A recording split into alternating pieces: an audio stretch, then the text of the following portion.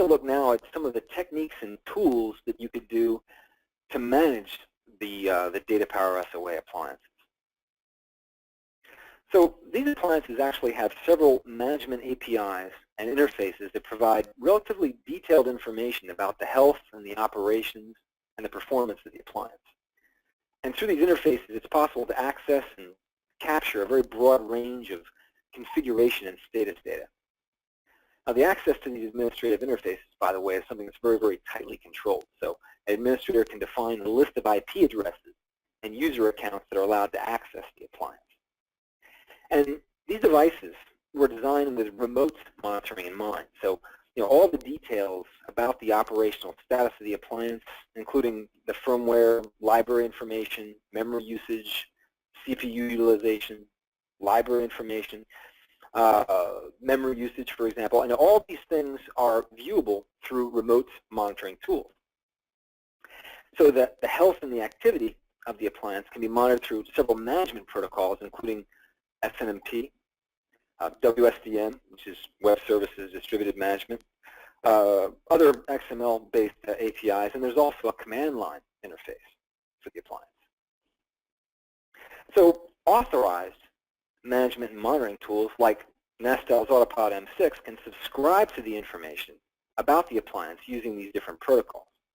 So this is information about throughput, CPU, memory usage, transaction latency, even the general responsiveness of the appliance. So by doing this, by exposing what's happening in the DataPower appliance through the use of these management APIs, we say that the appliance is effectively instrumented when that happens. And instrumentation is important because we really need to be able to collect this data in order to gain a certain amount of awareness of what's going on in the appliance. We want to see how well it's performing. We want to be able to detect where any potential problems may be brewing inside the appliance. Now, for this instrumentation to be pertinent, it has to happen in, let's say, near to real time. Now, naturally, the data that we collect has to be accurate, but most importantly, you need to concentrate your attention about focusing on getting data about the things that matter most to you, that matter most to your organization, your application support groups, the things that are really vital to what you're doing, because there's really a plethora of information that's available on the box. Simply getting the right data in a timely manner isn't enough. In order to be able to interpret the data and really understand it, you really need analytics. So an analytics engine, which can be used to give you insights about where the performance issues and anomalies are, can really make a big difference. This is really where having the right tooling in place can make a really dramatic effect on how good your monitoring is, right?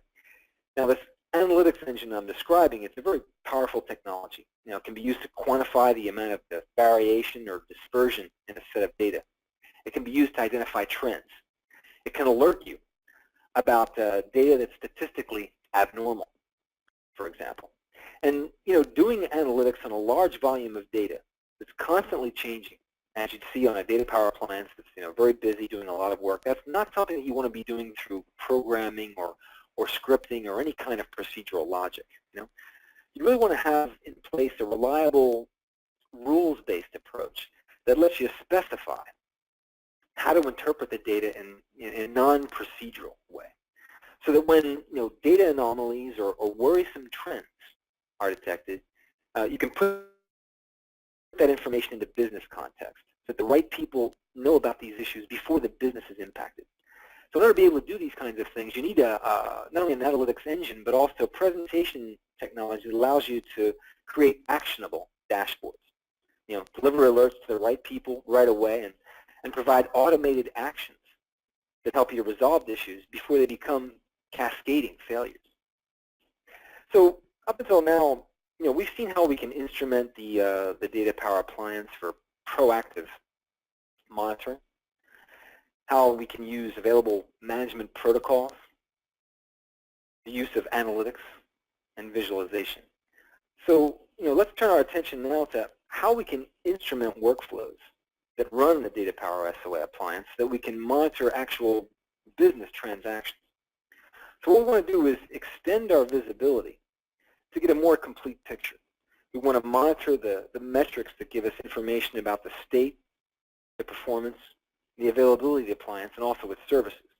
And we want to be able to monitor the status and the performance of the transaction workflows that run this appliance. So in order to accomplish this, what we need to do is instrument the service processing policies that run this appliance. So how will we accomplish that? Well, at Nastel, our approach is to inject processing actions into the processing rules, the policy rules. We rely on a transform action, which transforms input messages into what we call a tracking event that presents pertinent information about the workflow, and a results asynchronous action, which sends this tracking event to an external processing point. And we'll describe a little bit about how that works in just a minute. Now, the advantage of this approach is that the transaction processing on the DataPower box continues without any performance impact, while transaction analysis and reporting is done separately outside of the appliance. Now, this approach offers you a lot of flexibility and control. You determine, where and how these actions are inserted into the workflow according to your requirements. So, let's take a look at those actions in just a little bit more detail. Now, to collect data about the processing flow, we start by creating what we call a tracking event. Now, this tracking event, it's a lot like the barcode sticker on a package that's shipped by a courier service, a lot like Federal Express, for example. When you think of a package that's sent by a courier, you find a barcode sticker on this package that provides information about the shipment. It helps you identify the sender. It identifies the receiver. There's a number to identify the shipment itself, and maybe some other characteristics like the weight of the package or the size of the package, things like that. Well, this tracking event that we propose to create through this this action is really very analogous to that barcode sticker that you would find on this kind of a package, and it's created with the help of an XSLT style sheet. The style sheet, it gathers pertinent information about the transaction flow using DataPower variables and functions. And then that information that's used to create this tracking event can also include all or part of the messaging payload. So using this XSLT style sheet, you select the information that you want to include in the tracking event, so you can control it. You can specify DataPower variables such as the system identifier, the domain name, service processor name, policy, rule names. You can choose the service transaction ID and also the message payload itself. In fact, any of the information that's available within the processing policy can be included in this tracking event. And once this tracking event is built through this transform action, it can be input into the next step, which is the results asynchronous action.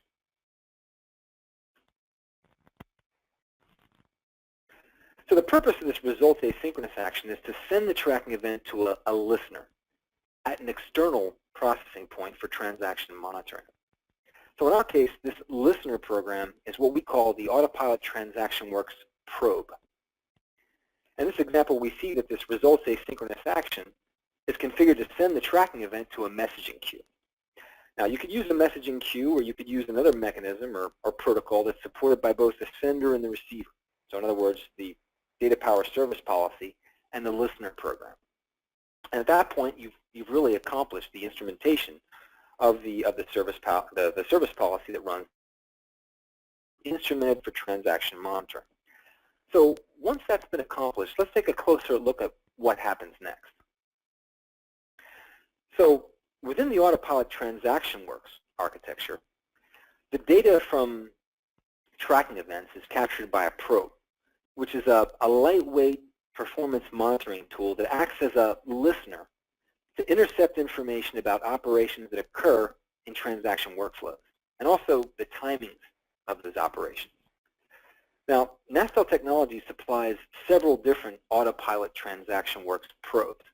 So for example, we market an MQ probe that's used to track message-driven transactions across MQ queues, and also a Java probe that's used to track Java applications and web sessions. Now these probes, they publish data to the Transaction Works Analyzer, and this analyzer is used for stitching transactions and message flows. So in order to do that, it uses process tracing, message signatures, and other techniques that correlate relationships between multiple senders and receivers. And through the use of this analytics engine, there's a series of events that takes place within the application infrastructure that can be monitored as a global transaction. Now, to make this information viewable, to make it accessible to both IT users and business users, we put in place a certain number of essential graphical interfaces. For example, a transaction explorer, which is a web application that delivers both summary views and detailed views of transaction processing, including flow diagrams. And also business views. Now, these are interactive dashboards that represent the state of a business domain. The business domain with its applications and middleware. And these business views, as we call them, are designed to provide alerts and automated actions that help you detect and even prevent situations that could impact the performance of business processes. So the resulting product of this activity is shown here. Here's one example. This is a graphical interface in the TransactionWorks Explorer, which shows a transaction topology. And one of the biggest challenges that many of our customers have, including people like application owners, application architects, is these people want to ensure that business transactions are operating at peak performance. So they want to prevent situations that could have an impact on business processes. So they need proactive business transaction monitoring, which means that these kinds of people are very focused on instrumentation of not just applications, but also the middleware that you find in a service-oriented architecture. Because business transactions today are made up of multiple tiers. Right? Enterprise applications communicate through messaging services, like those that are provided by the DataPower appliance. So without deep dive visibility into the messaging layer, you wouldn't really get a complete picture of what's really happening inside of an SOA application. Now, beyond instrumentation, there's correlation or stitching. The stitching of the diverse transaction events that happen across these multiple tiers. This is what really gives us the ability to track all of the operations that happen inside of a business workflow through auto-discovery of transaction events. And then finally, presentation. It's not enough to capture this information to correlate. It has to be presented in a way that users can find actionable and useful. So presenting transaction analytics in business context is something that it's really a holy grail for a lot of organizations. People want to be able to categorize transactions into groups based on business criteria. And it's also very useful to be able to define SLA limits, service level agreement limits and milestones that are based on transaction timings and significant events that happen inside of the workflow. So the notion of categorizing applications or transactions into groups based on business criteria is a very useful and very practical approach, specifically in organizations that have a lot of transactions, large, big volumes of transactions.